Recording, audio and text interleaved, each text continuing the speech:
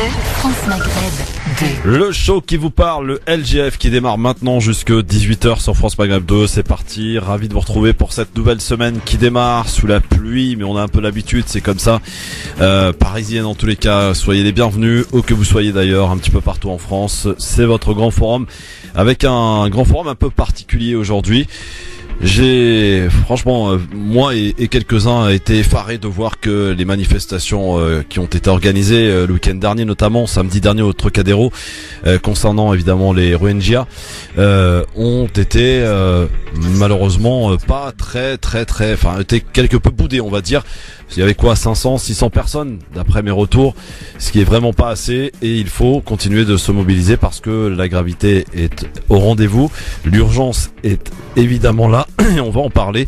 Et on va faire un peu, eh bien justement, connaissance avec les Rohingyas. Qui sont les Rohingyas? Parce qu'on en entend beaucoup parler, enfin beaucoup, c'est un bien grand mot, mais on en entend parler, mais on sait peut-être pas de quoi il s'agit, de qui ils sont. Et justement, nous avons la chance d'avoir avec nous un humanitaire, un monsieur qui est avec nous donc aujourd'hui, qui s'appelle Rahim. Salut Rahim. Salut Christophe. Bienvenue à toi. Très bien, et merci. toi, tu as eu cette chance, j'allais dire, d'aller à leur rencontre, mais pas seulement en Birmanie, parce que les Rohingyas sont pas seulement installés en Birmanie, mais un petit peu partout. Par exemple, je pense à l'Inde, la Thaïlande, le Bangladesh. Tu es parti donc les visiter, les rencontrer, et tu vas nous les présenter, et tu répondras aux questions si tu le souhaites, bien sûr. Mais c'est un peu le jeu dans cette émission, de répondre aux questions des auditeurs qui justement veulent en savoir un petit peu plus. Au 01 40 33 9000, vous avez plus que jamais la parole. On va essayer de se poser la question de ce pourquoi j'allais dire pas les musulmans, parce qu'on va pas en faire qu'une histoire de musulmans, mais pourquoi le grand public n'est pas mobilisé comme il devrait l'être concernant le sort des Rohingyas. On va en parler avec vous donc longuement dans cette émission. 01 40 33 9000 pour arriver jusque nous. Vous étiez peut-être à la manifestation de samedi et vous nous dites un petit peu comment ça s'est passé. Eh bien, vous pourrez vous exprimer tout à l'heure avec Anan Zawani qui est avec nous aujourd'hui. Bonjour Anan. Salam alaikum, bonjour à tous. Pourquoi ton micro marche pas? Il marche pas. Attends, bouge pas. Attends, bouge pas. Voilà. Et là, c'est bon. Voilà. Donc je Non, ce disais, sont les salam copains alaikum, bonjour à tous. qui s'amusent à appuyer sur les boutons. Bonjour Anan, avec toi on va parler d'une autre catastrophe, c'est le Yémen. Ouais, effectivement. Donc pour mon avis tranché, France ne vend plus d'armes en mon nom. Yémen, la guerre des oubliés. Donc où je mets directement en responsabilité la France. Oui, Notre oui, beau pays, de quoi? malgré Parce que on sait que les armes Voilà. qui tuent au Yémen à la tête donc de cette coalition arabe menée par l'Arabie Saoudite sont des armes françaises pour la plupart. Exactement. Alors Sabrina Artis qui sera avec nous dans la playlist Team LGF, c'est Anan donc que j'ai choisi cette semaine, et elle nous fera écouter justement une chanson de quelqu'un qui a été en Birmanie, Rahim, Medine. Voilà. Nour, la chanson Donc. s'appelle, et elle est magnifique cette chanson. Très bien. Tu la connais? Tu la connais? Pas Non. vraiment, non. Pas Bah, vraiment. tu vas- Et tu sais que C'est le moment de la C'est- découvrir. pour la bah, petite c'est les histoire, tu chansons sais sur- que Medine a la barbe, et il s'est quelque peu rasé la barbe en arrivant là-bas pour passer un petit peu inaperçu, pour pas avoir de problème surtout, et il a réussi à aller voir les Rohingyas, les visiter, et il en a fait un titre, donc Super. Medine, le rappeur engagé, monsieur Medine. Et sinon, pour mon coup de cœur important, on va parler d'Amnesty International, de la nécessité de faire des dons et à quoi servent les dons en fait. Donc c'est pas seulement des colis humanitaires, c'est pas mal de travaux de recherche qui nous permettent de sensibiliser sur les différentes causes, sur les différentes guerres qu'on a dans le monde. Sabrina Artis sera avec nous dans quelques instants. Elle est en retard, elle ne déroge pas à la règle finalement. Oh, Sabrina, bah oui, alors, Non, attends, mais- c'est comme ça. Tu sais, c'est une femme. Les femmes sont généralement très rarement à l'heure. Sauf Anan, sauf Anan. Voilà, moi Sauf je suis Anan. toujours en Absolument. avance, mais bon, Euh, que Dieu me préserve d'être en retard. Le zapping bien sûr dans cette émission, et puis tout à l'heure le quiz du LGF va vous faire gagner cette semaine les dernières places pour Hakim, la grande star égyptienne qui sera à l'Olympia ce samedi 23 septembre. Et puis si vous êtes du côté de Marseille, j'ai des places aussi à vous offrir pour le 29 septembre prochain au Moulin à Marseille.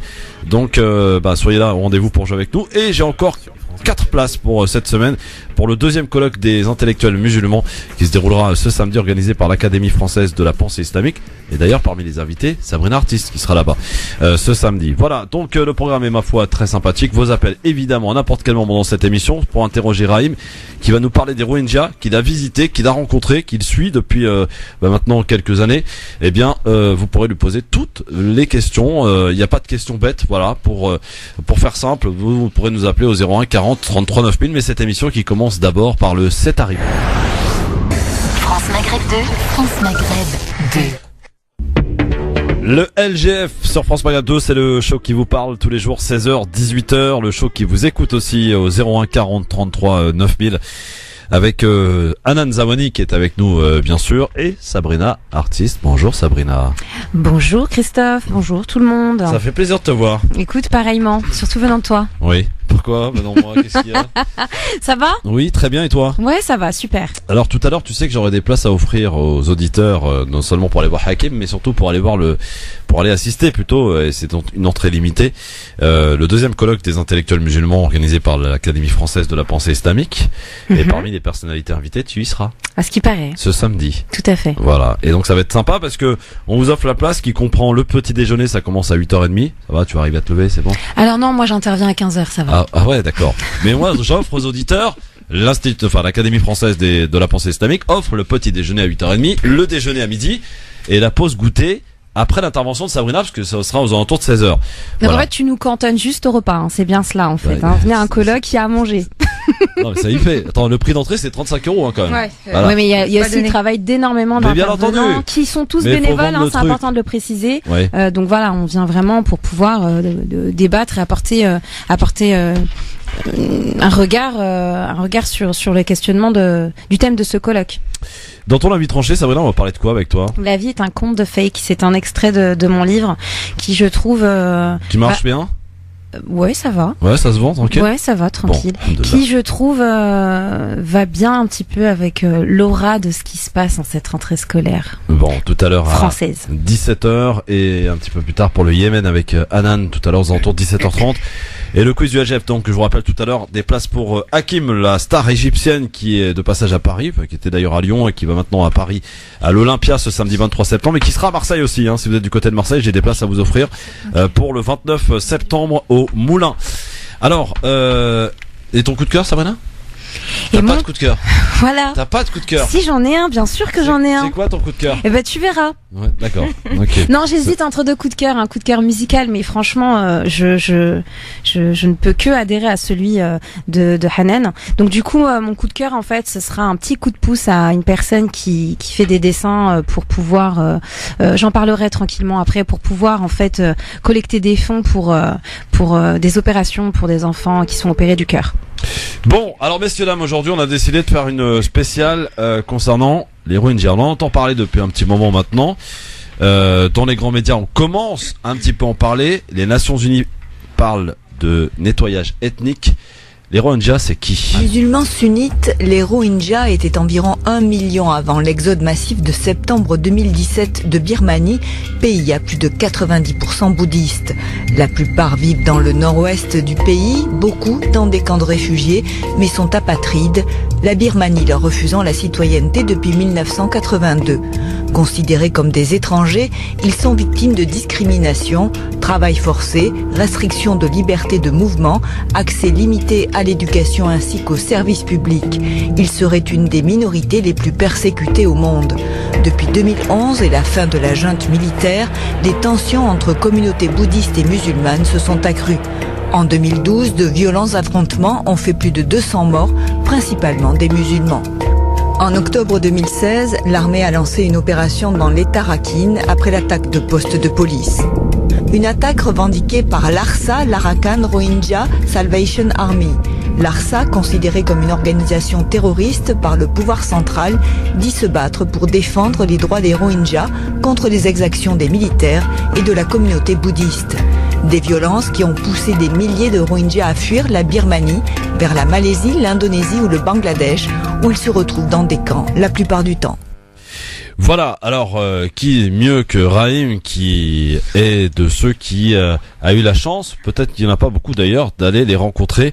Alors pas seulement en Birmanie, dans l'état de Rakhine comme on vient de l'entendre, mais aussi en Inde, en Thaïlande, au Bangladesh et dans quelques pays où il se trouve évidemment. Rahim, rebonjour. Salut Christophe. On va essayer donc avec toi tout au long de cette émission de comprendre un petit peu ce qui se prépare ou ce qui se joue en ce moment sous notre œil quelque peu aveugle.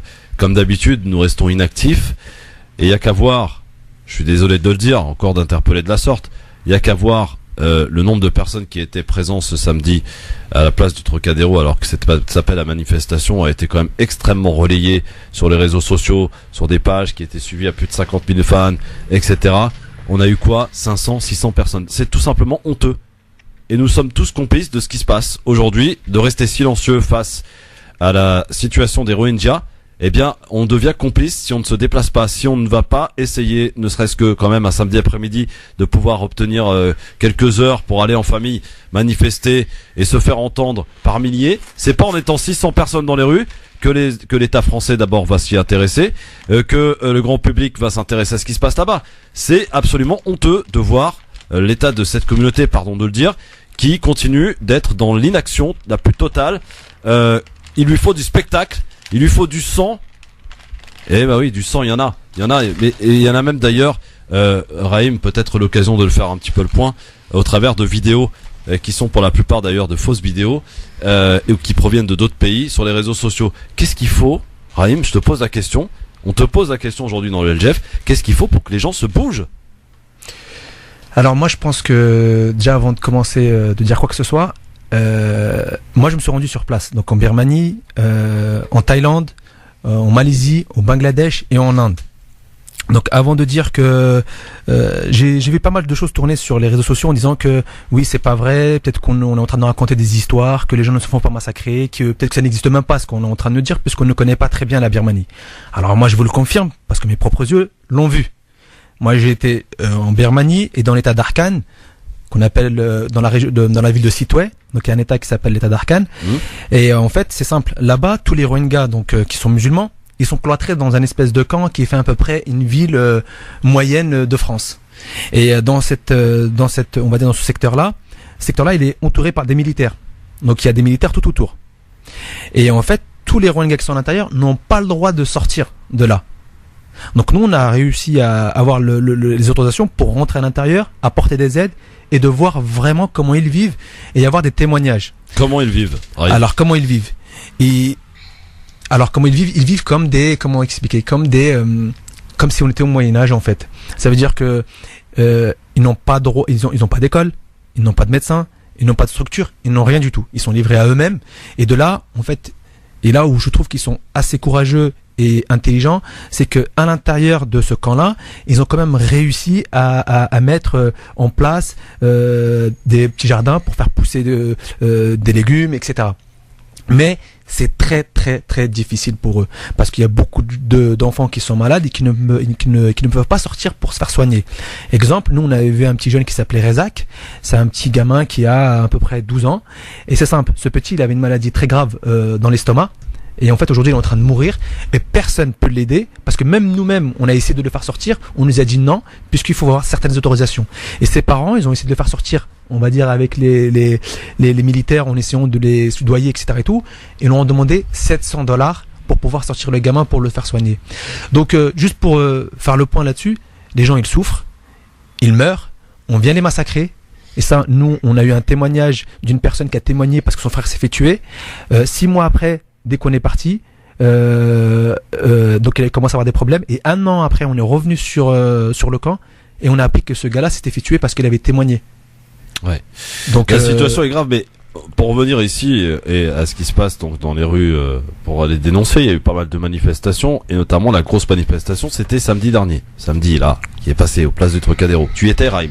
Ouais, j'y étais. Toi qui as vu les Rohingyas, qui les a rencontrés, qui connaît un petit peu ce qu'ils vivent. Ouais. Est-ce que t'es pas consterné un petit peu de voir que 500-600 personnes se déplacent pour leur situation? Comment expliquer quand même l'indifférence totale du grand public? Je pense que le grand public ne connaît pas encore forcément bien la cause des Rohingyas. Donc aujourd'hui, comme je te le disais tout à l'heure, c'est qu'aujourd'hui on voit pas mal de choses circuler sur les réseaux sociaux. Parfois elles sont fausses, donc il faut faire attention à ce qu'on partage sur les réseaux sociaux et ce qu'on véhicule comme image. Moi j'ai vu des photos par exemple qui tournaient qui n'étaient pas des Rohingyas, c'était en Afrique. Donc il faut qu'on fasse vraiment attention à ça. Comme des vidéos hein, d'ailleurs. Comme des vidéos. Donc il faut qu'on fasse très attention. Et pourquoi le grand public ne connaît pas encore cette cause? Parce qu'on n'en parle pas assez dans les médias. Et ce qu'il faudrait faire aujourd'hui, c'est que la cause, il faut pas juste la cloîtrer à des musulmans. Avant tout, on va dire pour toute personne personne, qu'elle soit C'est musulmane l'affaire ou de autre. la planète, c'est l'affaire Exactement. de l'humanité. C'est l'humanité, exactement. Aujourd'hui, il y a des humains qui sont en train de souffrir avant d'être musulmans ou quoi que ce soit. C'est des gens qu'on est en train de massacrer, qu'on est en train d'emmener dans des pays comme la Thaïlande ou au Bangladesh pour des trafics d'organes, pour pour faire de l'esclavage sexuel. Donc ça, il faut pas le négliger. Donc là, aujourd'hui, on est en train de jouer avec des vies humaines. Et ce qui me dérange un petit peu, c'est les médias français. Les médias français devraient parler plus de cette cause pour la faire connaître du grand public. Et Là, surtout, il y a juste un souci, Raïm, si je peux me Oui, dis-moi. permettre, comme tu es en train de parler des médias français, je pensais qu'il était important de le souligner, c'est que là, pire que ça, on en parle et on en parle un petit peu plus, on voit des mini-reportages à la télévision qui viennent accuser Aung San Suu Kyi, etc. Mais surtout au niveau des titres des articles qu'on va voir dans Le Monde ou dans d'autres quotidiens éditoriaux, c'est qu'en fait, le discours, il est renversé.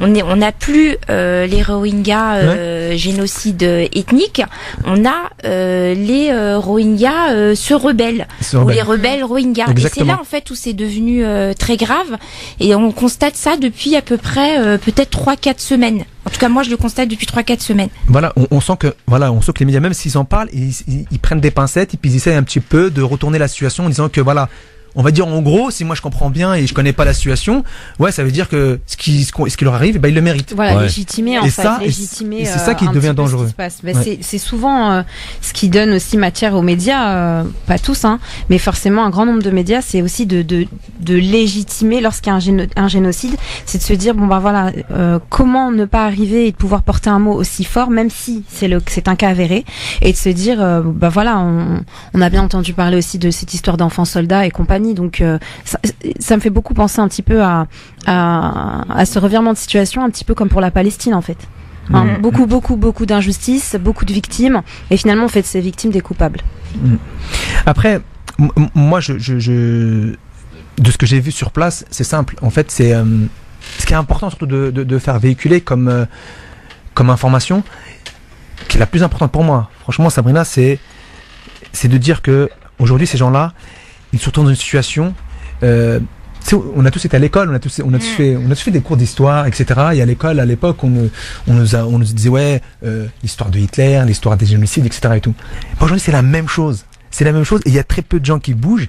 Et peut-être dans 20 ans, dans 10 ans, on dira ah mais en fait ils se sont fait massacrer, on n'a rien fait ou mais l'intérêt politique, certaine que l'histoire la précisera comme ça parce que des génocides, même il y a 20 ans, il y en a eu, et puis aujourd'hui, on en entend à peine parler, tu vois, sous couvert justement de désintérêt politique dans certains pays. Mais justement, pourquoi ? Parce qu'aujourd'hui, en fait, les Rohingyas, en fait, ils sont minoritaires en Birmanie. Il faut savoir une chose, hein, leur calvaire, il a commencé dans les années 82.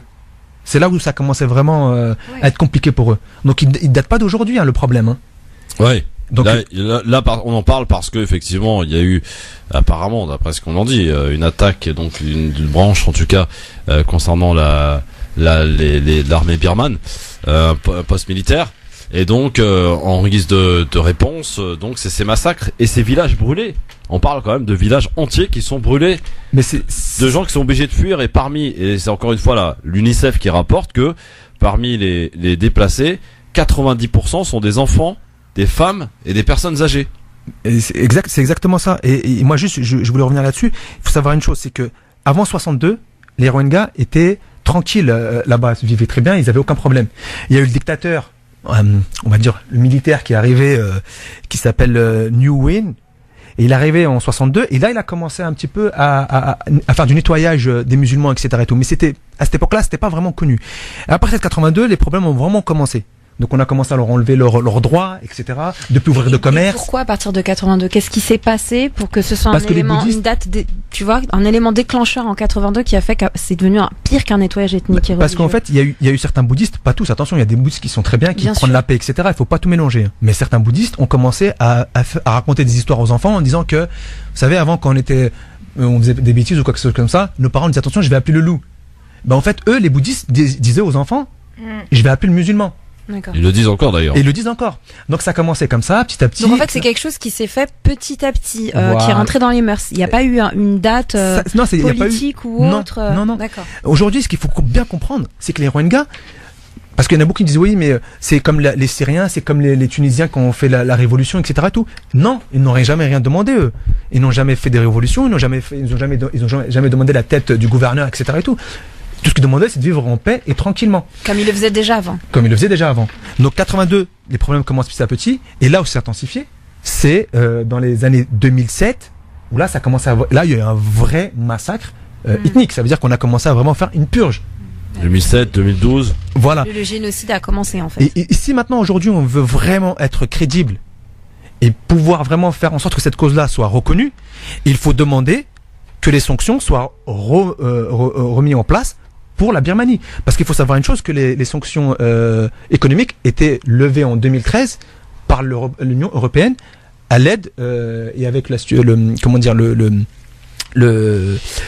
France qui a tout fait pour que la sanction économique soit levée en 2013. Mais il y avait des conditions, il y avait 3 conditions. La première, c'était d'arrêter Parle bien en face du micro, Raïm, s'il te plaît. Ouais, tu m'entends là, c'est mieux. Oui, c'est bon. Donc voilà. Donc aujourd'hui, il faut savoir une chose, c'est qu'il y avait une sanction économique qui était posée avec la Birmanie, et en 2013, on l'a levée, mais avec des conditions. Les conditions, c'était qu'on arrête les guerres qui sont entre les religions, etc. Deuxième chose, libérer les prisonniers politiques. Et 3, améliorer la vie des Rohingyas. Ouais.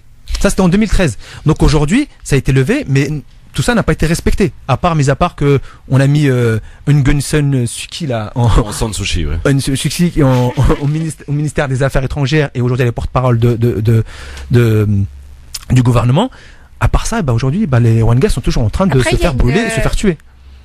Question oui, que je me posais, que tu vas peut-être pouvoir m'y répondre, c'est le fait qu'on ait Total qui soit là-bas sur place.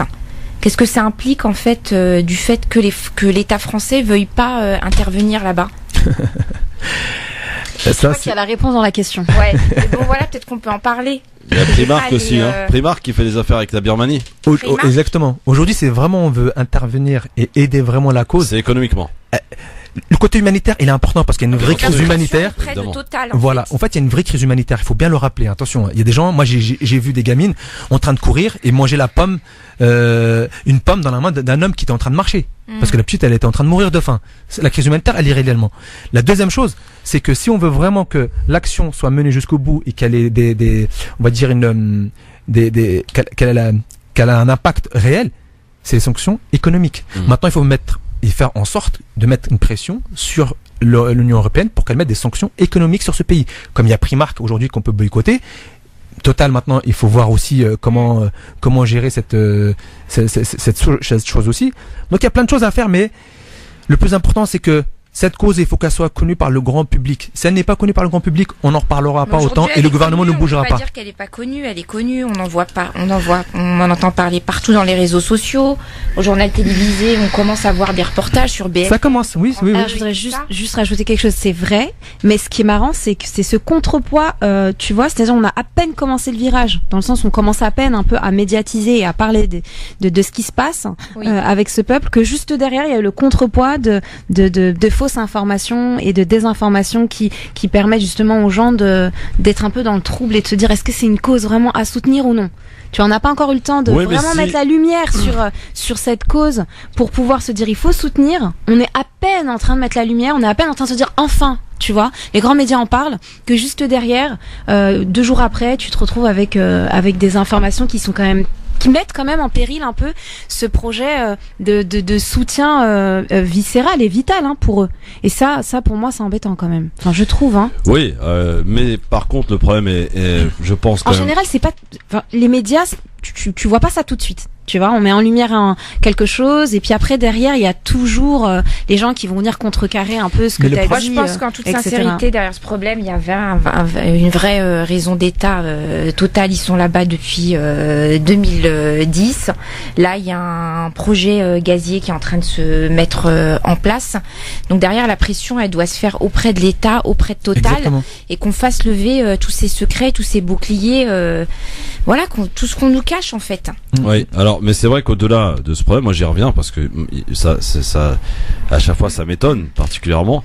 c'est effectivement les grands médias commencent à en parler. Effectivement, quand vous avez les Nations Unies qui parlent de nettoyage ethnique, quand même, les Nations Unies, c'est quand même voilà, c'est pas nous qui le disons, c'est les Nations Unies. Bon, eh bien, qu'est-ce qui empêche à toute cette communauté qui à chaque fois évidemment se plaint sur les réseaux sociaux, dans notre émission, partout ailleurs, de se bouger lorsqu'il faut se bouger, d'aller dans les rues pour manifester. Personne les empêche. Il n'a pas besoin de BFM TV pour aller manifester. Il faut arrêter le délire. Donc, au bout d'un moment, il faut aussi pointer du doigt, faire du nettoyage aussi à l'intérieur de chez soi avant d'aller parler des autres. Le problème de la communauté, c'est qu'elle elle se sent pas sensibilisée. Les Rohingyas, ça lui parle pas.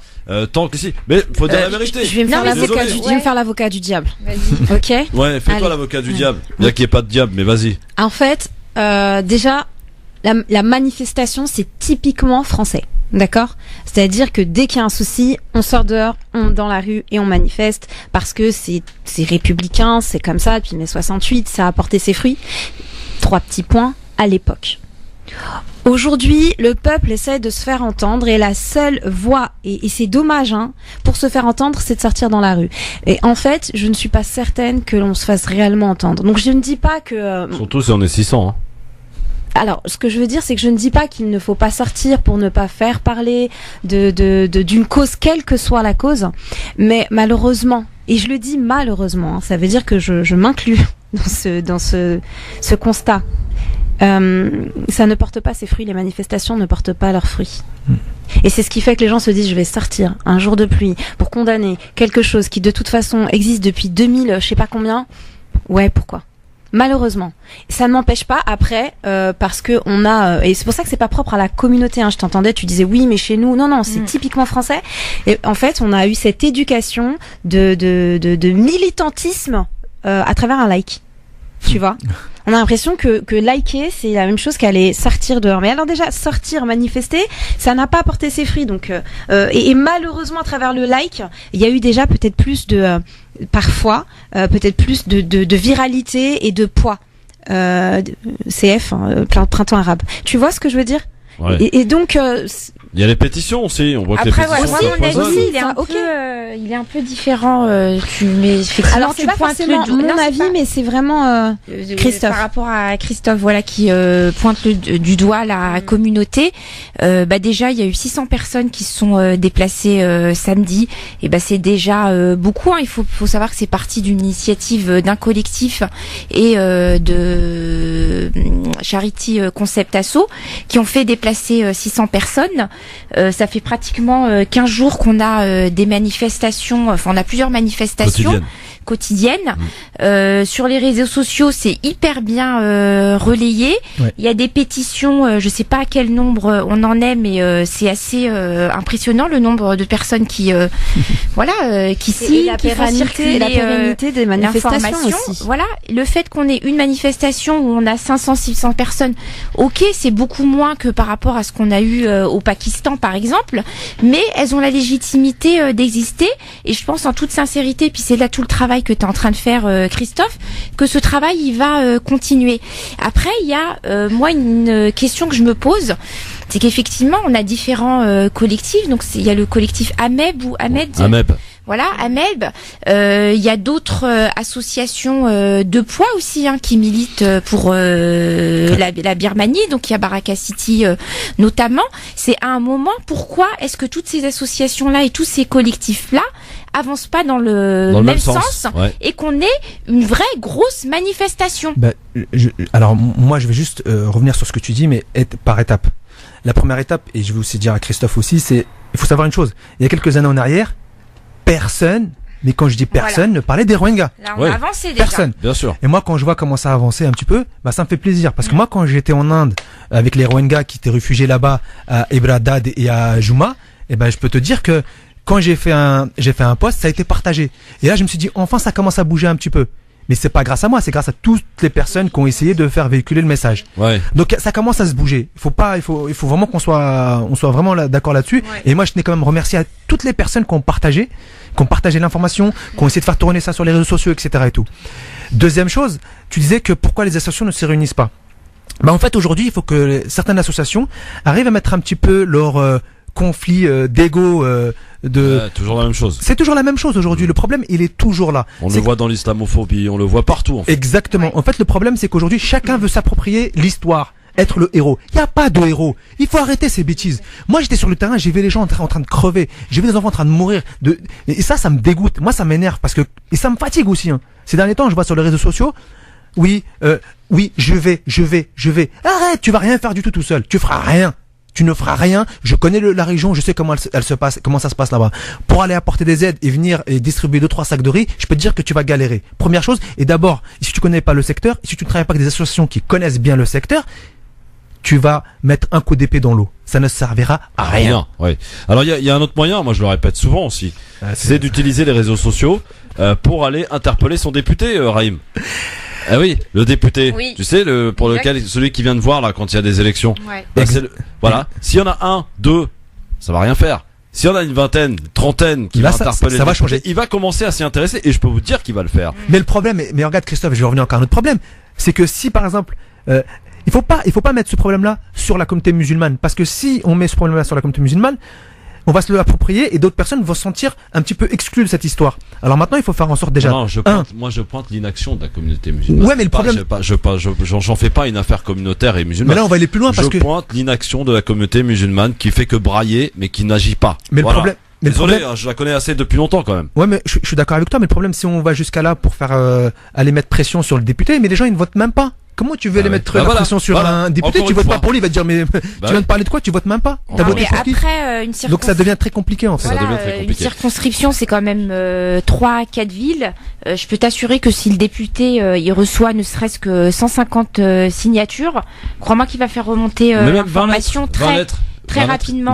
Après, moi, je trouve ça, c'est une super bonne idée, Christophe, ouais. Raïm, Sabrina, Anan, Oni, auditeur, auditrice, on est de retour très vite. On va évidemment parler du zapping, puisque dans le grand forum, on parle de tout. Et vos appels, bien sûr, si vous voulez parler à Raïm pour avoir des questions sur les Rohingyas. On va parler des Rohingyas, donc, en Inde. Tu as été les visiter. Exactement. En Thaïlande, au Bangladesh. On sait qu'ils partent beaucoup, là, en ce moment, au Bangladesh.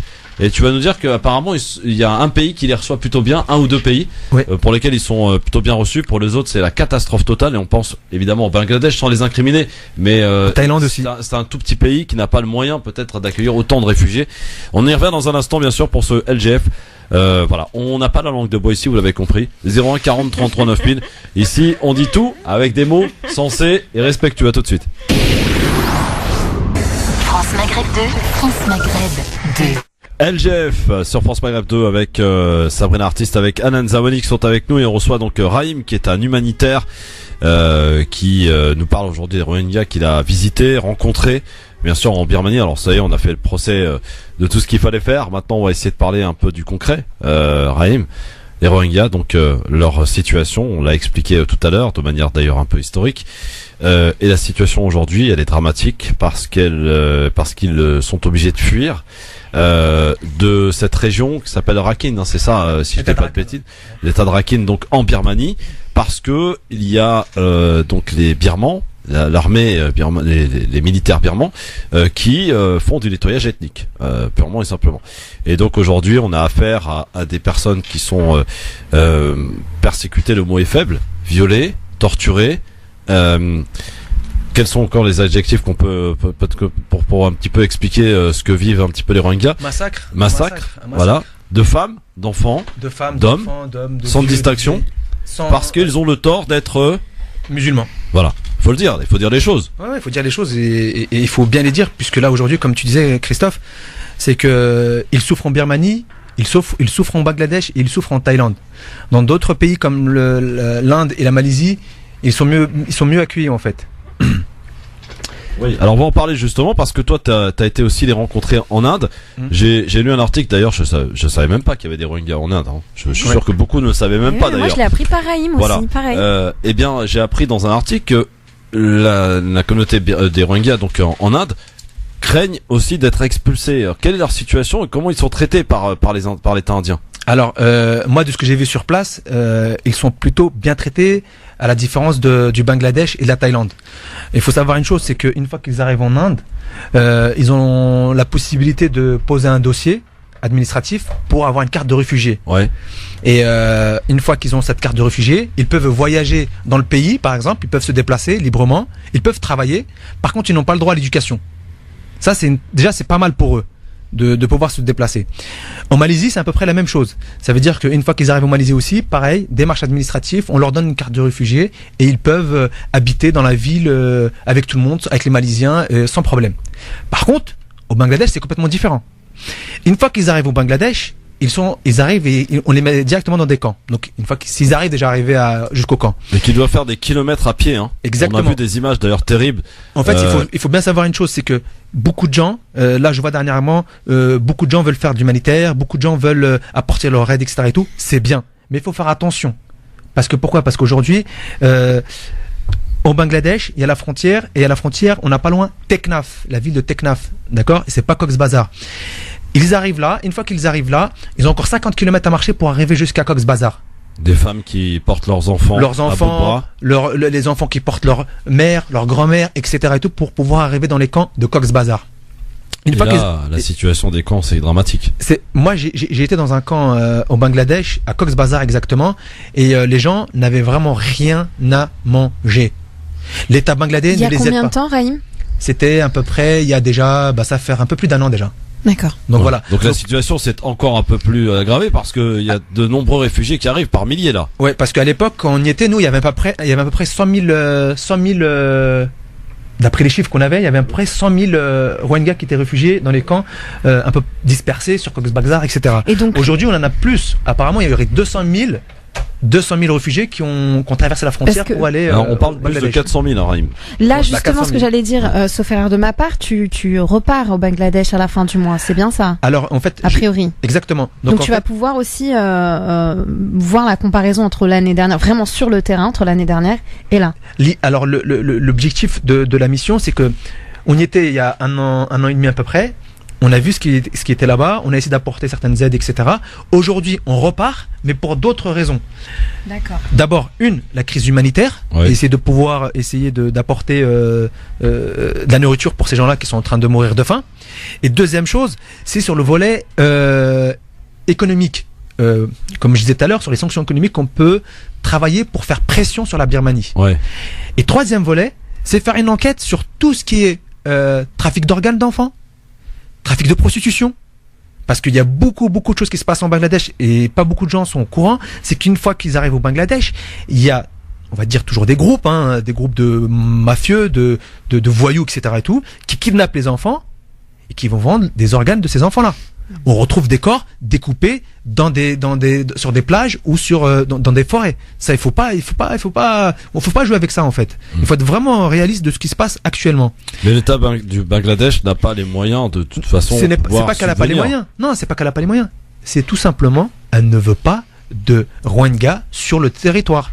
Aujourd'hui, quand un humanitaire essaye d'aller aider les Rohingyas en Bangladesh, le gouvernement te laisse pas aussi facilement aider. Ouais, on se met des débattements les roues, etc. On n'a pas de leçons à donner parce que la France se comporte très mal avec les réfugiés syriens. Hein. Oui, ça ne nous prive pas de quand même. Bien entendu. Non, mais juste pas loin d'ici, voilà, t'as des camps à Porte de la Chapelle. C'est juste horrible à voir. Non, mais bien sûr, c'est même une catastrophe. Et aujourd'hui, t'as des personnes qui ont été condamnées parce qu'ils ont voulu héberger des réfugiés. Voilà, ça existe aussi ici en France. Hein, alors, ce qui existe ici, on peut pas comparer en fait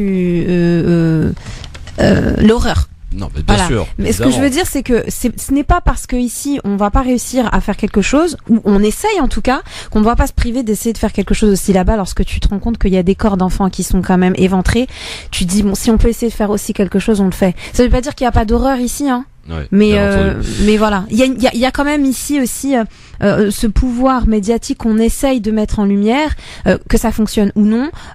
Qui commence à peine à être le cas pour ce qui se passe. Tu vois, là, ce que Raïm nous dit, on n'en a pas conscience, en fait. Hein. On a conscience qu'il y a un génocide, etc. On n'a pas conscience que il y a une vie parallèle avec beaucoup de dérives et beaucoup de trafic. Et surtout, il y a une chose qu'il faut savoir, Christophe, c'est que la différence entre les Rohingyas qui sont réfugiés en Inde et en Malaisie, c'est complètement différent parce que au Bangladesh, c'est simple. Une fois que les Rohingyas arrivent dans un camp, ils n'ont plus le droit de sortir de là. Et s'ils sortent, pour aller chercher de la nourriture dans les villes ou dans la ville, et on les attrape au milieu de la population, c'est direction prison. Et en fait, une fois qu'ils sont en prison, pour être libérés, il faut qu'ils payent un avocat à peu près à 250 voire $300. Mais c'est de l'argent qu'ils n'ont pas. Ça veut dire qu'aujourd'hui, notre combat à nous aujourd'hui, en tant qu'humanitaire, moi, j'essaie vraiment de élargir l'action. C'est-à-dire, ok, il y a une crise humanitaire, il faut essayer de faire en sorte de les aider, mais il y a une autre crise aussi, c'est des Rohingyas qui sont emprisonnés pour rien. Aujourd'hui, les prisons du Bangladesh, juste pour aller chercher à manger, quoi. et je la connais bien, la prison de Cox's Bazar, puisque j'ai déjà été là-bas pour un des humanitaires qui était emprisonné à l'époque. Donc, je les ai vus. Moi, je les ai vus, ces prisons-là. Et j'ai vu les Rohingyas qui sont encore là-bas. J'ai vu dans le tribunal les milliers et milliers de Rohingyas qui étaient là, qui attendaient leur tour pour passer devant le juge, mais qui n'avaient pas d'avocat. Donc, en fait, c'était Rocas prison. Vos appels au 01 40 33 9000 parce que c'est vous aussi vous avez la parole dans cette émission. Bien sûr, on parle des Rohingyas en direct sur France Maghreb 2 avec Raïm, humanitaire qui est avec nous et qui les a rencontrés dans les différents endroits où ils se trouvent sur la planète, en Inde, en Thaïlande, en Malaisie, au Bangladesh, bien sûr. En Indonésie, il y en a aussi? Un peu aussi, ouais. Un peu, d'accord. Fatima qui est avec nous. Bonsoir Fatima. Bonsoir Christophe, bonsoir à vos invités. Mais franchement, ce que j'entends, c'est atroce. C'est atroce. Moi, c'est vraiment atroce. Qu'est-ce qu'il faut faire? C'est bien d'en parler. Peut-être que les personnes qui sont capables d'aider ces gens-là vont vous entendre et vont mettre, comme on dit, la vitesse supérieure, parce que comment dirais-je, je suis toute retournée. En parler, faire des manifestations, c'est bien. Et en tout cas, on n'entendait pas parler. Mais maintenant, on entend à la télé, dans les infos et tout, alors qu'il n'y a même pas 15 ou 20 jours, on n'entendait pas du tout parler. Donc, c'est déjà un aspect positif. Moi, je voudrais revenir, Christophe, sur tout à l'heure, vous avez dit que... Vous m'entendez, là? Je vous entends, Fatima, allez-y. Voilà. Vous avez dit qu'il faut en parler à nos députés. Bien sûr. C'est-à-dire, il faut saisir les députés. Je vais vous dire une chose, Christophe, et je dis à tous les auditeurs d'essayer. Je ne sais pas si tous les députés sont comme... moi, je les appelle pas les Républicains. Je les appelle encore UMP ou je sais pas quoi. La semaine dernière, j'ai essayé de prendre un rendez-vous avec lettres et téléphone et tout avec comme vous dites, comme vous disiez, un républicain, mais ils n'ont rien de républicain. Donc je l'appelle, il me dit d'accord, on va vous rappeler. Donc plus de 15 jours. L'assistante, je sais pas, elle m'a pas rappelé. Enfin, pour vous donner un exemple des élus, hein. Alors elle a pas rappelé. Je l'appelle tout à l'heure. Je la rappelle plutôt tout à l'heure.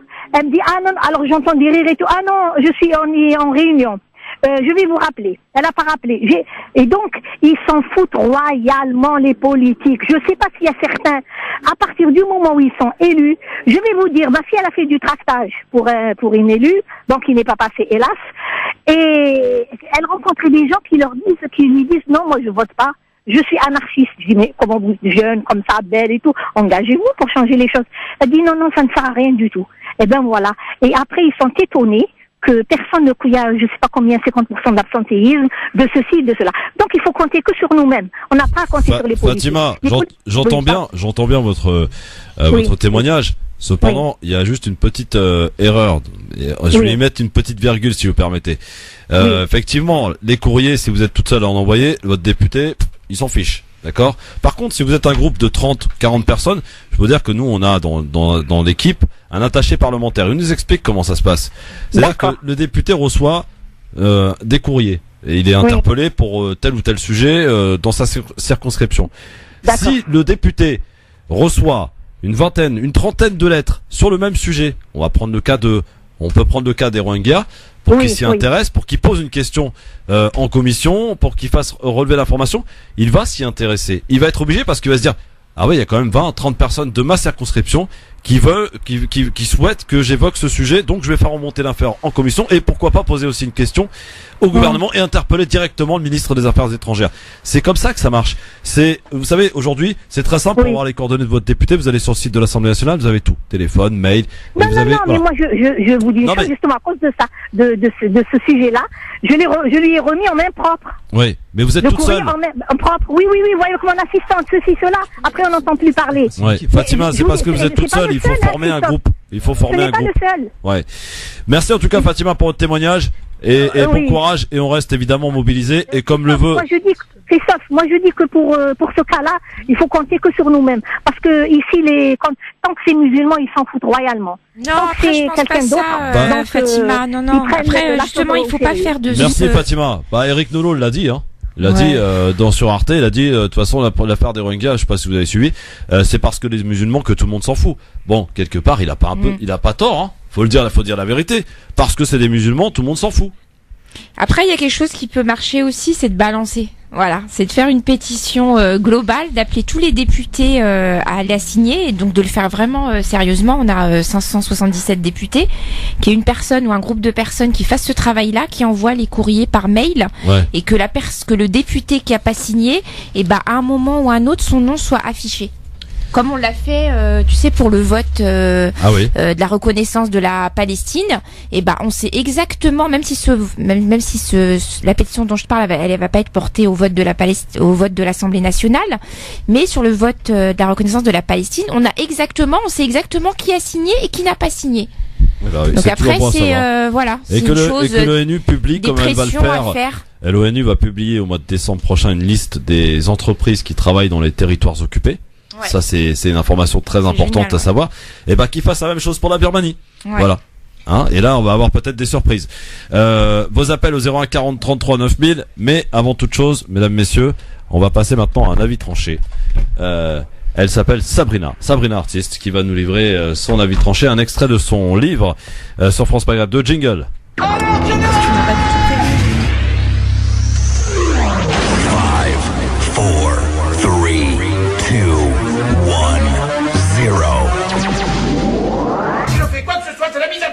Alors piétinez-moi, allez-y. Sabrina Artiste donc pour nous livrer sur France Maghreb 2 dans son avis tranché un extrait de son livre. Tu l'as intitulé comment cet avis tranché ? La vie est un conte de fake, le titre de mon texte. Eh bien nous écoutons, nous sommes tous oui. Il était 100 fois un monde. Il paraît que nous sommes une arnaque. J'aime l'idée d'être ma propre contrefaçon. Je n'y vois là aucune attaque. Chacun s'est brodé sa perception. C'est marrant d'être écouté au black, de dealer des mots en imitation. On ne peut pas faire plus fausse fourrure que de caresser dans le sens du poil, avec des airs de grosse pointure, alors que les mots nous chaussent mal. Connaître le marché au noir pour maquiller ses phrases de phare. Ici, tout le monde vend son âme, le chèque en bois et le sésame, pour s'accréditer en crédit discrédité. Alors le fake est en inflation, dans une sursociété en expansion. Plus on court après la liberté, plus on arrive à s'enfermer. Le paraître, tombé du camion, est plus cher que le par-être, au fond. Tout se monnaie, l'amour est chaos, et tout se paye en faux billets. On se déchire en petits morceaux, puis on piétine sur place sans regret. Le monde s'est noyé en surface, alors on attend en apnée. Sans chercher à lever la face, on s'époumonne sans respirer. La vie est un conte de fake, l'ami. Une émission de télé, pas de réalité. Que des seconds rôles dans nos vies, pour certains en HD ou en crypté. On a oublié qu'en nous, un cœur bat. Il lutte au milieu de nos artifices et nous rappelle qu'avant que sonne le glas, que la vie est un conte au décompte de nos supplices. Il y a du niveau, hein. Il y a du niveau quand même, les gars. Et puis sa voix, elle est juste transportante. Ah ouais. Elle nous fait rêver, Sabrina. Oui. Après, c'est pas de la prose pour de la prose aussi. Oui. C'est vrai que bon, ça va, on te fait un compliment, accepte-le. Non, je ne m'adresse pas à vous, très cher. Je sais, merci. Non, voilà, exactement. Ouais. C'est aussi utiliser le potentiel qu'on a pour pouvoir se faire entendre et entendre certaines réflexions et pousser à la réflexion. Voilà. Elle t'a fait rêver, Raïm ? Sabrina, c'est un sacré personnage, donc je pense qu'elle fait rêver pas mal de gens. C'est bien, donc elle a une belle plume, donc c'est tu pourrais éventuellement, ma chère Sabrina, utiliser ce don que tu as de pouvoir au travers de tes dires transporter les gens, pourquoi pas aussi parler de la situation des Rohingyas. Je pense que tu arriveras à sensibiliser beaucoup. Alors sache que c'est en cours et je n'ai pas le droit de spoiler. Ah oui. Voilà. Bon, très bien. En tout cas, je te suggère. Voilà. Merci pour ta suggestion. Je t'en prie. Nous avons Amira qui est avec nous au téléphone au 01 40 33 9000. Elle souhaite évidemment nous parler du sujet du jour. On parle des Rohingyas et rien d'autre aujourd'hui avec Raïm qui est avec nous, humanitaire, qui les a rencontrés bien sûr. On parle de leur situation au Bangladesh, on a parlé de leur situation en Inde, évidemment dans l'état de Rakhine, donc en Birmanie où ils sont obligés de fuir par milliers. L'UNICEF rappelle, j'aime à le rappeler quand même ce chiffre terrible, 90% des Rohingyas qui fuient la Birmanie, ce sont des femmes, des enfants et des personnes âgées. 90%. C'est l'UNICEF qui le dit. Amira, bonjour. Oui, bonjour Christophe. On vous écoute. Ah oui, je vais écouter la radio parce qu'il y a un retour. Oui, juste pour vous dire Christophe, attendez, je perds la radio parce que... Oui, voilà, baissez-moi la radio parce que sinon vous allez me percer le tympan. J'ai fermé la radio, Merci. On entendait mal. Allô Voilà. Allez-y, Amira, on vous écoute. Voilà, juste pour vous dire, je faisais la paix la semaine dernière, donc je suis bien allée à la manifestation. Je fais un coucou à Rahim, je sais pas s'il était là-bas parce qu'il y avait un collectif, je sais pas si je dois dire le nom. Si, dites-le, y a pas de problème, y a rien à Il y cacher. avait le collectif Ahmed, à qui j'ai acheté des t-shirts et fait des dons. Il y avait un monsieur Rachid Nekaz, qui avait aussi son autorisation. Puis il y avait une autre association, je sais pas qui était là. Enfin, c'était un peu confus. Moi, quand je suis arrivée là-bas, c'était un peu mélangé, c'est dommage. Bon, juste pour vous dire. Rahim nous parlait de ça tout à l'heure, c'est vrai, Rahim, c'était un peu bizarre, non, c'est ça? C'était un peu bizarre, ouais. Ouais. Mais j'y étais sur place. Hein. Il y était, Rahim, il y était. Vous étiez du collectif Rahim, non? Vous êtes du collectif Ahmed ou un autre collectif? Non, il n'est pas du collectif Ahmed, il était là en tant qu'humanitaire qui connaît les situations des Rohingyas. Ah oui, donc voilà. On s'est vu, je pense, il doit se rappeler, parce que je crois qu'il a même été interviewé par la France 24 qui a parlé de la manifestation. France 24 et LCI. Parce que d'ailleurs, elle est actuellement, j'y suis devant, ils en parlent en boucle, hein, France 24, il y a que d'ailleurs. Donc ils ont même fait un sujet là-dessus. Et puis il y avait LCI qui a fait un petit truc sur truc. C'est juste qu'il y avait pas beaucoup de monde. C'est vrai. Bon, moi je suis venue avec des amis. J'étais un peu déçue, mais par contre il y avait des personnes autour de moi qui avaient reçu une info comme quoi il fallait se rendre à 15 heures. Et je me pose la question si c'est pas à cause de ça que il y avait moins de monde sur la place de Trocadéro. Donc je sais pas comment ces gens ont eu ce message de 15 heures à l'ambassade de Birmanie sans nom, sans rien. Je trouvais ça un peu bizarre, moi personnellement. Bon, en tout cas, il y en aura certainement d'autres. Bon, il y a eu effectivement pas beaucoup de monde dans les rues, c'est dommage, c'est regrettable, mais bon. Pourtant, il y en aura une autre. Hein. Moi, je vous dis, bon, pas peut-être le collectif. Je sais qu'il y en a une autre samedi, mais avec Monsieur Nekaz, samedi. Ils en fait une devant l'ambassade samedi, parce que je suis au courant. Et puis voilà. Par contre, moi, oui, il y a eu des amis, on a parlé, il y avait la télévision birmane, Bangladesh, je crois. Je sais pas si c'est au courant. Rahim, il y avait la télévision du Bangladesh. Moi, ils m'ont interviewé, alors ils m'ont demandé mon avis. Hein. Je me suis pas gênée pour le dire. Oui, il y avait deux monsieur, puisque j'étais avec une animatrice d'une autre radio. Ils nous ont posé la question, ce qu'on pensait. Enfin, moi, j'ai dit que j'étais un peu en colère après un peu les musulmans, quoi, qui bougeaient pas du tout pour les fameux musulmans qu'il y a là-bas en Birmanie. Je comprenais pas pourquoi les musulmans bougeaient pas assez. Pourquoi ils ne donnaient pas d'argent non plus, alors qu'ils ont carrément, surtout je faisais allusion à l'Arabie Saoudite, qui avait les moyens d'acheter des footballeurs ou je ne sais quoi, et qui n'avaient pas du tout les moyens de donner à manger à ces pauvres gens. Voilà. Oui. Et Amira, moi, je me suis... Amira, si je peux me permettre. Oui, vas-y, je t'en prie, Rahim. Amira, si je peux me permettre. Il y a des musulmans qui se bougent. Il y a des gouvernements qui se bougent. Il faut pas croire. On les voit pas, hein. Oui, certainement, on les voit pas parce qu'ils ne mettent pas la pression sur le gouvernement. Ils sont venus sur place, là-bas? Non, ils sont pas venus sur place. Mais moi, juste, je peux vous dire qu'aujourd'hui, il y a, par exemple, sur les collectes en argent sur les réseaux sociaux. D'accord. Il y a beaucoup de musulmans qui donnent. Je parle des musulmans. Non, je parle pas des musulmans d'ici, hein. Moi, je parlais, oui, on parlait des pays, voilà. pays musulmans. Alors, l'Arabie Saoudite, c'est pas pour défendre l'Arabie Saoudite ou quoi que ce soit. Mais en Arabie Saoudite, il y a quand même des Rohingyas qui vivent là-bas et qui sont plutôt bien traités. Donc attention, il faut pas qu'on mélange tout. Non, mais je parle ceux qui sont actuellement, je parle ceux qui sont pas qui sont là-bas, ceux qui actuellement qui sont en exode. Je parle en ce moment ils sont en exode là, les Rohingyas qui sont à la frontière.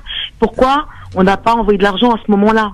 Je parle dans ce moment, je parle pas de ceux qui sont déjà installés. Justement, je parle de ceux-là. Justement, parce que comme j'expliquais tout à l'heure, je sais pas si vous étiez là avant. Oui, c'est qu'en fait, un peu au milieu, moi. Voilà. Oui. En Birmanie, la Birmanie, c'est un pays qui est très fermé. C'est limite comme la Corée du Nord. Oui. Donc c'est un pays qui est fermé, donc c'est très difficile d'accéder et de pouvoir faire entrer des gros moyens alimentaires et humanitaires, etc. C'est ce que j'ai entendu, j'ai entendu que c'était bloqué malheureusement. Je sais pas comment il faut faire. Nous, une fois on a réussi à rentrer là-bas, on a dépensé à peu près 80 000 €.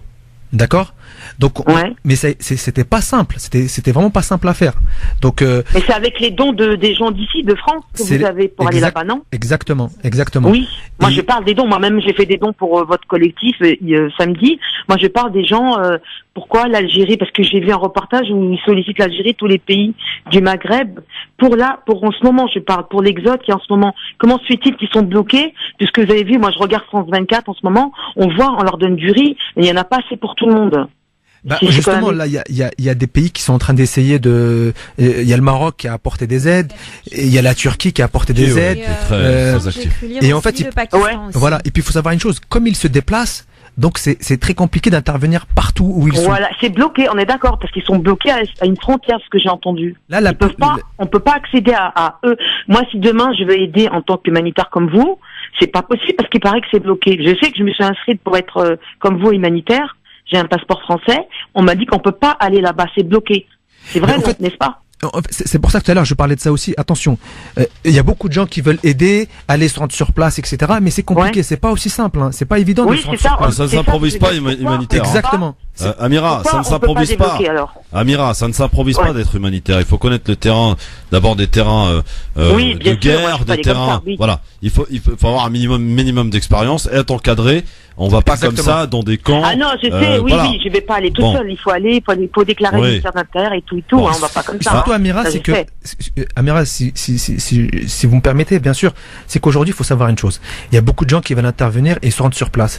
Le problème, c'est qu'il faut faire très attention. Comme il dit Christophe, on s'improvise pas humanitaire ou mener des actions pareilles. Parce que ce qui va se passer, c'est qu'il va y avoir des problèmes et on va décrédibiliser le travail des humanitaires qui font un travail de fond depuis des années et des années et des années.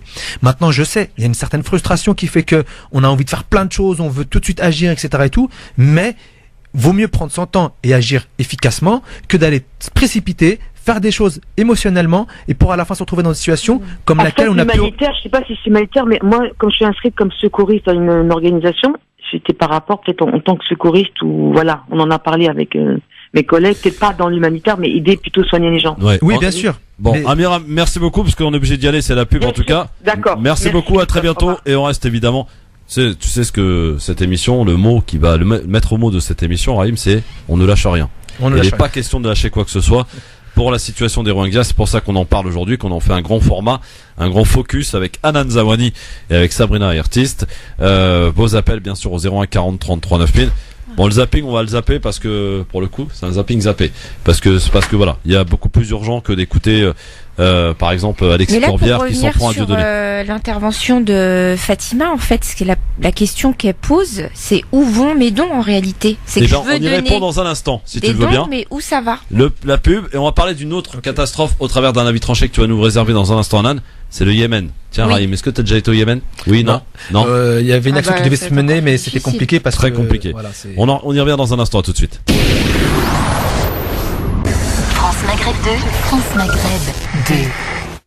Le LGF sur France Maghreb 2 avec Raïm qui est un humanitaire qui travaille donc pour le compte d'une grosse association. Bon, voilà, nommée, c'est Baraka City entre autres. Mais tu es d'ailleurs juste pour question personnelle, Raïm. Oui. T'es arrivé dans l'humanitaire un peu par hasard.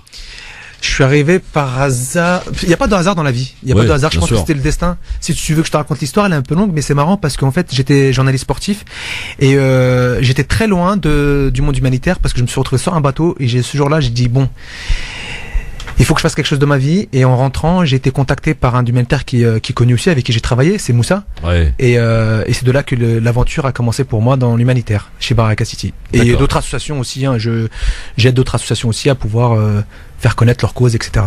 Ouais. Et on parle des Rohingyas parce que la situation évidemment est dramatique, parce que la situation nécessite une médiatisation importante. Et on va du côté de Marseille rejoindre Cyrielle qui nous y attend. Bonjour Cyrielle. Bonsoir. Bonsoir Cyrielle. On vous écoute Cyrielle. Oui, alors moi je voudrais revenir sur ce que disait la précédente auditrice. Déjà premièrement sur effectivement où vont les dons. Donc, puisque si on ne peut pas accéder sur ce territoire, c'est qu'à un moment donné, cet argent, on en fait quoi? On achète des trucs qui peuvent pas rentrer sur le territoire. Ça, c'est premièrement. Et deuxièmement, il serait bien temps peut-être que ça devienne une affaire d'État. parce que nos pays, nos chers pays d'origine arabe ou pas d'ailleurs, parce qu'il y a des pays qui se trouvent là-bas qui ne sont pas forcément ce qu'on pense, prennent la mesure de ce qui est en train de se passer. Je pense que les Occidentaux sont beaucoup plus forts à ce niveau-là parce que tout le monde se réunit et tout le monde tape du poing sur la table, et les nôtres ils sont là à tergiverser. Non mais attendez, pourquoi et comment?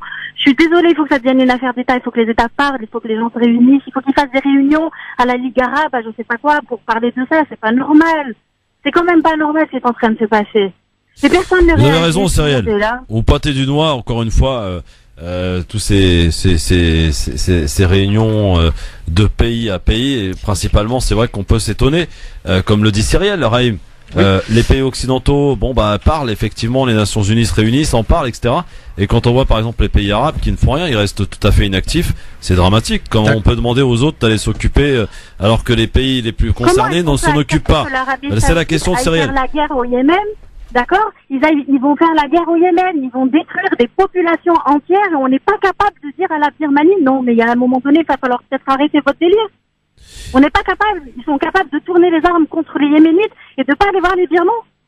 Alors, Raïm, je vais essayer merci Cyrielle en tout cas pour votre question. Hein. Je vais essayer de répondre à la première question. Déjà, il y a la question qui a été posée sur les dons qui sont faits pour les Rohingyas, où est-ce qu'ils vont? Alors, il faut savoir une chose, c'est que la majorité des dons qui sont donnés, ils sont un peu dispersés. Je parle des associations que je connais. Hein. Oui, de toute façon, tu parles en ton nom et de ta propre expérience. Voilà, je parle de ma propre expérience. Je ne parle pas pour tout le monde, mais je parle de ce que moi j'ai vu de mes propres yeux. C'est que moi j'ai participé à des actions humanitaires en Thaïlande, en Malaisie. Donc il y a eu des dons qui ont été dépensés là-bas en denrées alimentaires, en Inde. Et au Bangladesh et en Birmanie. Donc il y a eu beaucoup d'argent qui ont été dépensés. Maintenant, comme je disais tout à l'heure, beaucoup de gens veulent agir avec l'émotionnel et tout de suite réagir à la situation, mais c'est compliqué. Il faut y aller doucement et sûrement. On peut pas dire oui voilà, je vais prendre 1 million d'euros, je vais les dépenser tout de suite comme ça. Non, c'est pas possible parce que les transferts d'argent et tout, c'est pas aussi simple de les faire. Et puis il y a beaucoup d'associations malaisiennes qui agissent sur place. Donc voilà, ça c'est pour le... Il y a des associations humanitaires ici en France qui ont des partenariats avec des associations locales. Et généralement c'est comme ça qu'ils fonctionnent. C'est comme ça que ça fonctionne. Hein. Exactement. D'ailleurs par exemple à Gaza, qui est un exemple concret, où rien ne rentre, rien ne sort, vous le savez très bien, eh bien c'est grâce aux fruits de partenariats d'associations humanitaires ici qui ont des antennes sur place et qui peuvent relayer via des comptes PayPal, etc. Exactement. Voilà. Deuxième situation, maintenant on parle de pays arabes et de pays musulmans, pourquoi ils n'interviennent pas? Moi, mon avis personnel, hein, je pense qu'aujourd'hui le problème politique ne les intéresse pas vraiment parce qu'aujourd'hui il faut pas dire pays musulman parce qu'aujourd'hui dire un pays musulman c'est compliqué de le dire parce qu'en fait aujourd'hui il y a l'islam et il y a l'humain, il y a la religion et il y a l'homme. Et il faut pas tout mélanger. L'homme aujourd'hui cherche beaucoup ses intérêts personnels, les intérêts de son pays, l'intérêt de sa famille, etc. Donc maintenant mélanger le pays de dire oui les pays musulmans, je trouve qu'on associe musulman à l'humain qui est là gouverneur que pour ses intérêts. Et puis avec lâcheté surtout. Voilà. Donc moi je pourrais pas être à leur place et répondre à leur place. Ça je pense que c'est une question qu'il faut leur poser, mais je pense qu'on n'aura jamais de réponse. Ouais. Mais la réponse on la connaît déjà. C'est que tout simplement aujourd'hui ils ne nous interviennent pas parce qu'il n'y a pas d'intérêt. C'est ça. Et ça, que ce soit pays musulman ou pas d'ailleurs, c'est toujours la même chose, c'est-à-dire quand il y a des intérêts. Mais juste je voulais rajouter quelque chose, Christophe. Faut pas oublier. On a la Turquie qui a fait une action. On a le Maroc. On a le Pakistan qui est très actif sur la cause des Rohingyas. Donc ça, il faut bien le mettre. Il faut aussi le dire. Quand il y a des choses qui vont dans le bon sens, il faut le dire. Et effectivement, on les citer ces pays-là en tout cas. On va parler maintenant d'une autre situation. On parle évidemment des Rohingyas depuis tout à l'heure. On va parler d'une autre catastrophe. Alors là, celle-ci passée carrément sous silence. Personne n'en parle. On en parle un petit peu à la télé pour ce qui est des Rohingyas, tant mieux. Et les gens se bougent. Mais alors, par contre, pour le Yémen, c'est une totale absence médiatique. Une totale absence de condamnation, totale absence également de mobilisation. Et pour cause peut-être parce que là il y a un problème plus profond peut-être. C'est que à la tête de cette coalition qui massacre, qui bombarde le Yémen, ce sont ces pays arabes. Voilà, à proximité, avec en premier lieu l'Arabie Saoudite. On peut en citer une dizaine parce qu'ils sont à peu près une dizaine, dont le Maroc aussi, qui bombarde donc le Yémen. Et on va en parler au travers d'un avis tranché de Alan Zawani Jingle.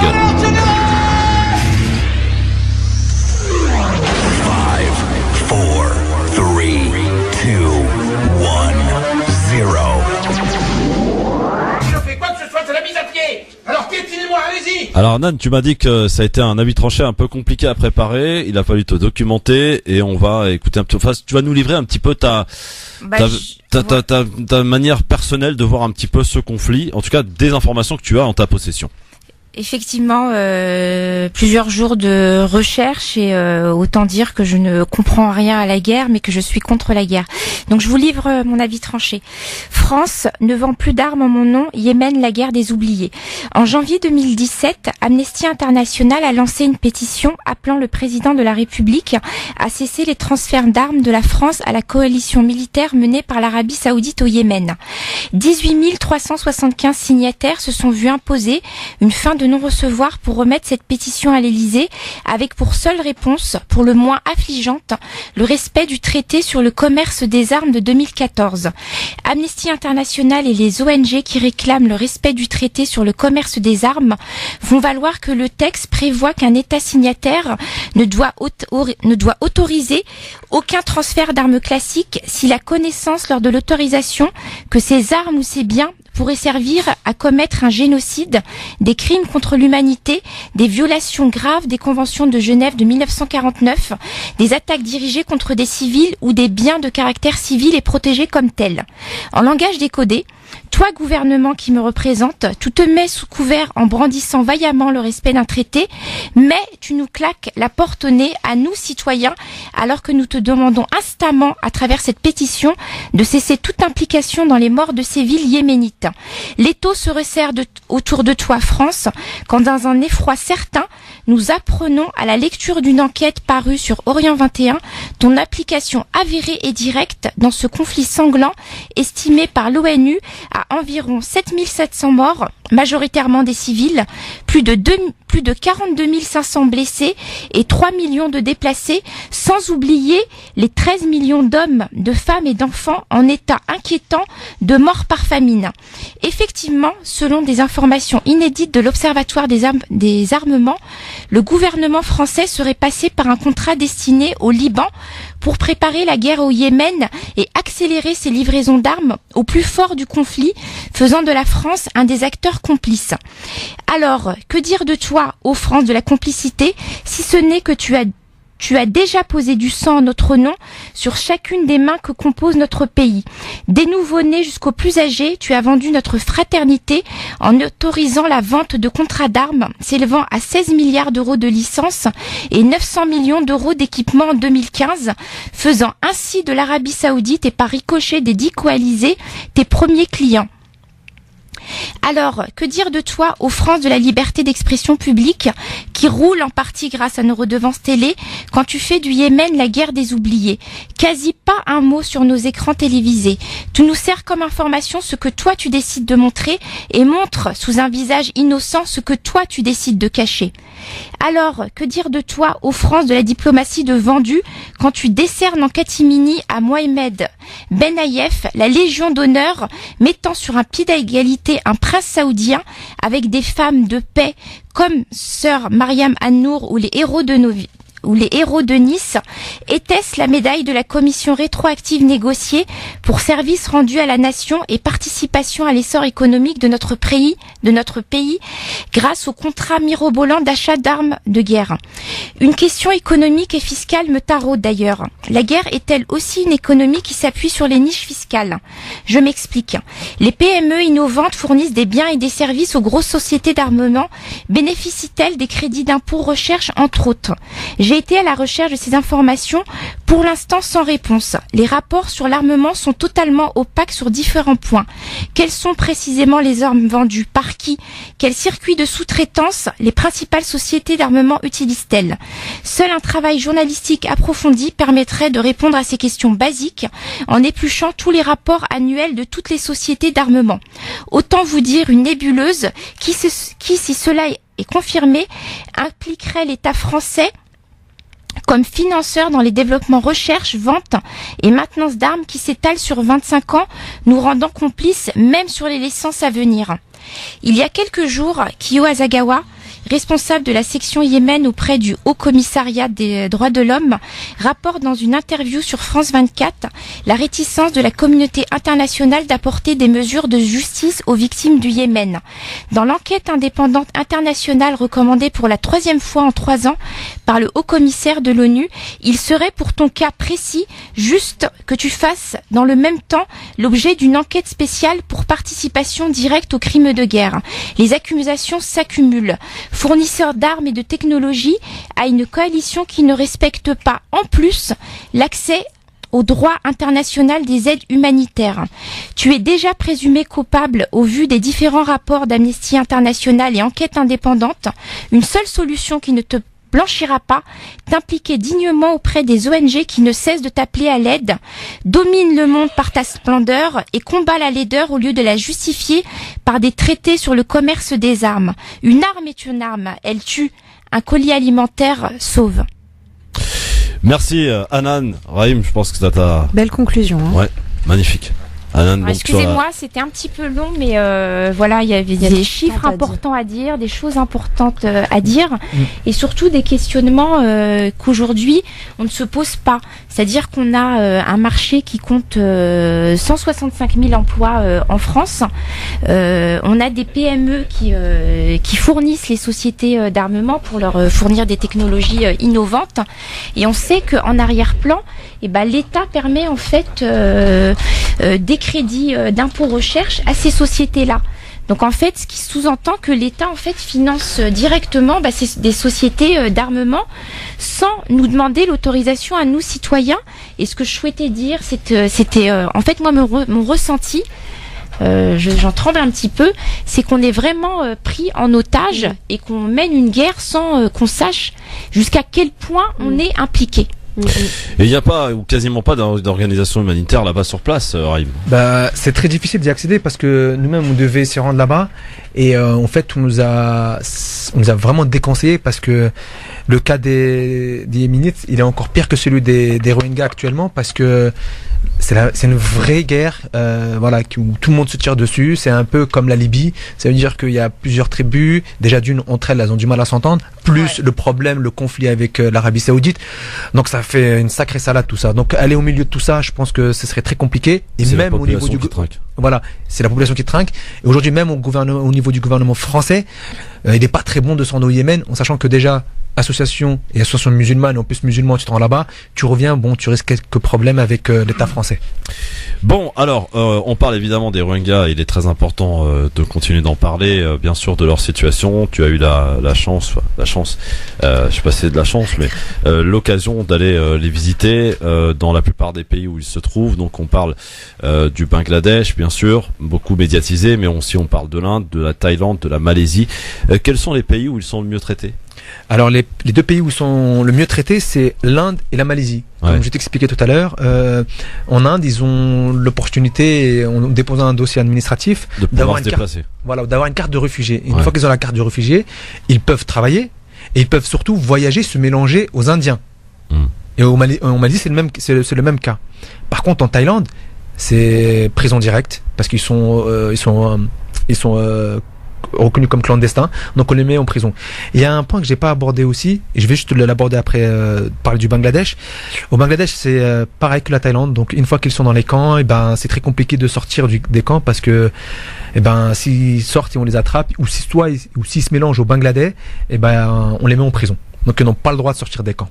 Donc ça veut dire que les gens ils sont livrés vraiment à eux-mêmes dans les camps, et là par contre ils n'ont rien à manger, et là si les associations apportent de l'aide, c'est vraiment efficace. Oui. Bon. Et il y a un point que je voulais aborder aussi, Christophe, qui est très important, c'est que il y a certains pays, s'ils veulent, par exemple, je vais donner un cas que j'ai vu de mes propres yeux. Quand on s'est rendu en Thaïlande, on a été visiter les Rohingyas en prison. D'accord ? Donc ils sont maintenus en prison, et on a eu l'autorisation de pouvoir rentrer à l'intérieur et de parler avec le directeur de prison. Il nous a expliqué une chose. Il nous a dit voilà, nous on les met en prison directement parce que pour nous ils sont des clandestins. Mais il y a une chose que les gouvernements peuvent faire, parce que les Américains l'ont fait.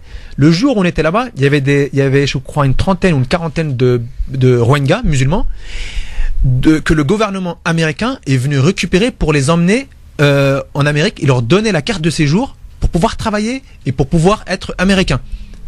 Et ça, il y a très peu de gens qui le savent. Donc il y a un couloir, il y avait une opportunité à un moment bien précise, et on en avait parlé avec l'association, on avait fait une vidéo avec Baraka City en disant que simple, aujourd'hui il y a une opportunité pour les gouvernements s'ils veulent agir et aider ces gens-là, on peut leur ouvrir cette porte. Il y a une issue. Et ça, c'était juste avant les élections de Trump. Maintenant, je sais pas. Ça a un peu changé, oui. Voilà, je sais pas où est-ce que ça en est, mais je sais que quand on était là-bas, ils venaient les chercher. Après, est-ce qu'il y a peut-être matière à espérer, en tout cas côté Canada là, avec Trudeau là, à voir aussi. Ouais, Justin Trudeau aussi qui a évoqué cette situation des Rohingyas. En tout cas, ce Premier ministre canadien. Qui à chaque fois s'illustre en tout cas par des sujets qui changent un peu. Dans la playlist de Team LGF, Hanan a eu cette responsabilité de choisir un titre à nous faire écouter, et ça colle parfaitement, j'allais dire, avec le sujet du jour, puisque tu as choisi de nous faire écouter Medine, oui. Le titre Nour. Medine qui est parti d'ailleurs là-bas en Birmanie rencontrer les Rohingyas. Il en a fait un titre que nous vous proposons d'écouter, que Hanan vous propose d'écouter aujourd'hui. Et vous pouvez d'ores et déjà nous appeler maintenant pour jouer dans un instant, pour gagner une place, une invitation pour le deuxième colloque des intellectuels musulmans qui se déroule le 23 septembre, samedi prochain, à Paris, avec de nombreuses personnalités organisées par l'Académie française de la pensée islamique, notamment Sabrina Artiste y sera, et également une invitation pour aller applaudir le roi de la chanson Shabi égyptienne, Hakim, qui est de passage en France, une tournée en France, et j'ai une place pour vous pour samedi le 23 à l'Olympia, ou si vous êtes du côté de Marseille ou de la région marseillaise, une place à vous offrir pour le 29 septembre du côté de Marseille au Moulin. Donc 01 40 33 9000 si vous voulez jouer avec nous, c'est maintenant qu'il faut s'inscrire, le temps d'écouter Medine. France Maghreb 2, France Maghreb 2. LGF, le grand forum avec Hanan Zamani, avec Sabrina Artiste et avec Rahim qui est venu nous parler des Rohingyas tout au long de cette émission, en espérant qu'on a fait un travail de sensibilisation auprès du grand public pour qu'il puisse une nouvelle fois se sentir concerné sur ce qui se passe pour les Rohingyas. La possibilité en est donnée tout à chacun, on l'a expliqué de différentes manières bien sûr, en donnant des dons surtout, et puis en essayant d'alerter d'une manière que ce soit évidemment son député, ou également de participer aux différentes manifestations. Voilà, n'hésitez pas en tout cas à utiliser tous les moyens qui sont à votre disponibilité, à votre disposition en tout cas, pour pouvoir faire entendre ce cri, cette population qui appelle le monde au secours. Mon cher Haïm, on se détend aussi dans cette émission, puisque maintenant c'est l'heure de jouer au quiz du LGF. Pour gagner, je vous le rappelle, une invitation pour le colloque des intellectuels, le deuxième colloque des intellectuels musulmans qui aura lieu ce samedi 23 septembre à Paris. Sabrina, tu en fais partie d'ailleurs, samedi prochain, et tu interviens je crois à 15h si je ne m'abuse. Oui, juste après la pause. Après la pause déjeuner, quoi. Voilà. Et du coup, Sabrina, une question, parce que je me suis pas mal intéressée à ce colloque que j'ai partagé d'ailleurs. L'objectif, c'est quoi en fait? Nous, par exemple, si moi j'y vais, je vais être à l'écoute. Il y a des tables rondes, ça se passe comment? Alors, il va y avoir des questions-réponses effectivement sur différents thèmes. Si tu as partagé, il y a la possibilité aussi de vraiment au-delà du flyer où il y a le nom des intervenants. Oui. Il y a aussi pas mal d'interviews qui tournent, donc on peut aussi partager sur la page d'ailleurs France Maghreb 2, qui explique vraiment en profondeur tout ce qu'est le colloque, puisqu'il a accès sur 3 axes, avec chaque intervenant qui va être invité à parler sur le thème en fait pour lequel justement il a été appelé, ouais. Exactement.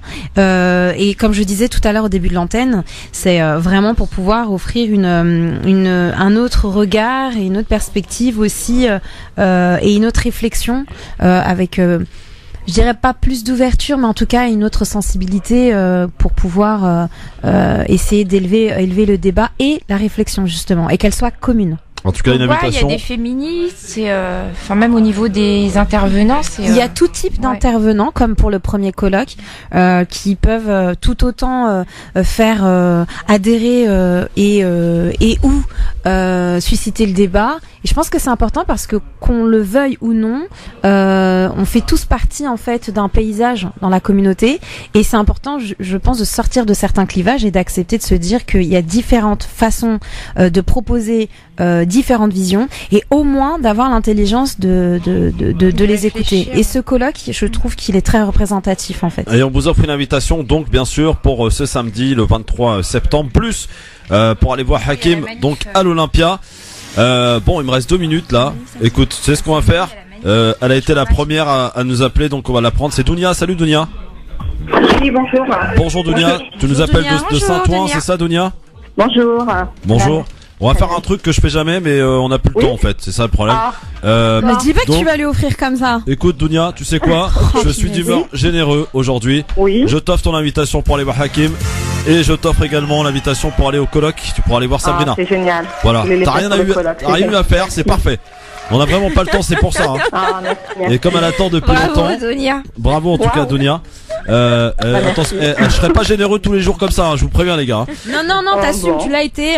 Et avec une femme. Et ça s'applaudit. Ah ouais, c'est vrai. Merci. Comment ça avec une femme? Tu me traites de misogyne maintenant? Rien que ça, juste un peu. Non, elle va dire que je suis misogyne. Incroyable. Bon, en tout cas, Dounia, tu vas aller voir Hakim à l'Olympia. Et tu vas aller samedi 23 septembre. Alors, je sais pas comment tu vas gérer, hein, parce que c'est toute la journée le colloque. Hein? J'en ai, ouais. À moins que ça t'intéresse pas, je sais pas, t'es pas obligé de dire. Moi, je peux aller hein. au colloque, hein. Voilà. Ah, si, moi j'y serai. Ah bon, très bien. Ah non, c'est. Donc, c'est une journée. Donc, ah non, j'irai. Donc, sûr. grâce à ton passage sur France Maghreb 2, c'est une journée bien remplie pour toi samedi prochain. Voilà. D'accord. Eh ben, écoute, tu ne quittes pas, je vais prendre toutes tes coordonnées. Encore bravo, ma chère Dounia, t'as pas eu grand chose à faire, mais bravo. Merci à vous, en tout cas, merci à toute l'équipe. Merci à toi. Et voilà, j'espère avoir l'occasion de vous rencontrer lors du colloque. Pour Hanan, je pense qu'elle y sera, c'est ça? Sabrina, elle y sera, elle intervient à 15h. Oui, voilà. c'est Sabrina. Et puis, du coup, une petite photo avec Sabrina qu'on postera sur les réseaux sociaux. Voilà. D'accord. Ne quitte pas, ma chère Dounia, je vais prendre tes coordonnées. Merci. Ok, je vous les donne. Et on va remercier évidemment notre ami Raïm qui est venu nous raconter un petit peu, enfin nous raconter donc la situation donc des Rohingyas et essayer de sensibiliser. Raïm, on rappelle peut-être un dernier mot, peut-être à donner aux auditeurs. Juste pour dire que là j'y retourne, donc je retourne en Bangladesh et en Thaïlande, surtout sur le cas des enfants et des femmes. Là Ouais, fin du mois normalement, début du mois d'octobre. Bon, on va t'appeler alors sur place. Si tu veux bien. Avec plaisir. Voilà, comme ça on aura des nouvelles toutes fraîches de ce qui se passe là-bas avec évidemment. Plaisir. Et on continue de dire aux gens de se mobiliser, de se sentir concernés parce que c'est important. Et c'est pas parce que ce sont des musulmans, ce sont des humains qu'il faut sauver évidemment avant tout. Donc n'hésitez pas à relayer l'information, à partager, à interpeller qui de droit et à essayer évidemment de faire ce que l'on peut faire. Mais pas d'aller sur place évidemment comme on disait tout à l'heure, c'est pas faire n'importe quoi et en plus ça leur rendra pas service. Donc faisons confiance à ceux qui sont professionnels. Et donc du coup aussi d'être plus nombreux aux manifs. Aux manifs, exactement. Il y en a une samedi d'après ce que j'entendais. Non, c'est pas ça. Non, à la prochaine. Voilà. Quand il y en aura une. Samedi c'est les manifs loi travail, mais. Ah oui. D'accord. Ça c'est autre chose. Oui. Voilà, ça c'est autre chose. Oui, voilà. Donc merci beaucoup Sabrina. Bon colloque. Avec plaisir, merci. Bon colloque. Donc tu vas rencontrer Dounia qui sera donc. La grande gagnante. Hanan Zamwani à la semaine prochaine, bien sûr. À lundi prochain. D'accord, très bien. Raïm, à très vite en tout cas. Merci beaucoup Raïm, on a appris beaucoup de choses avec toi et puis bravo pour ton implication et puis que Dieu te protège pour ton voyage. Merci beaucoup en tout cas, merci à tous les trois et demain sera avec Austin Ras sur France Maghreb 2. Il est 18h dans un instant, la bonne humeur arrive sur France Maghreb 2 avec Medjahed. Pour l'heure le rappel des titres de l'actualité. Marine Garel, bonsoir. Bonsoir à tous. Les Antilles s'apprêtent une nouvelle fois à vivre des heures d'angoisse. Le cyclone Maria se dirige vers elle. La Martinique est en alerte rouge. La Guyane le sera à partir de 18h, heure française. Saint-Martin et Saint-Barthélemy sont en vigilance jaune pour le moment. Classés en catégorie 2, il pourrait, selon le Centre national des ouragans de Miami, devenir très dangereux dans les prochaines 48 heures. Nicolas Hulot détaille les 4 premières mesures phares de son plan climat. Prime à la casse étendue, chèque énergie, crédit d'impôt transformé en prime et coup de pouce pour le changement de chaudière. Ces mesures devraient permettre d'aider, selon lui, des ménages aux moyens limités. Un camion de 28 tonnes contenant des bouteilles de gaz a pris feu cet après-midi sur la Nationale 10 dans le sud de la Charente-Maritime. Un périmètre de sécurité a été établi et les quelques habitations alentours ont été évacuées. L'homme qui avait agressé un soldat de l'opération Sentinelle la semaine dernière dans la station de métro Châtelet à Paris a été présenté à un juge antiterroriste. Il devrait être mis en examen. Le militaire n'avait pas été blessé. 2 jours de séminaire pour les députés de La République En Marche. Ils sont à Aubervilliers depuis ce matin, avant l'arrivée de textes cruciaux à l'Assemblée. Ils tentent ainsi d'accorder leur violon pour ne pas reproduire les fausses notes de cet été. Une délégation de 5 routiers de la CFDT, de la CFTC est sortie du ministère du Travail aujourd'hui, où elle a été reçue pendant un peu plus d'1 heure par le chef du cabinet du ministre Xavier Geoffroy. Ils se sont dit satisfaits et estiment avoir été entendus.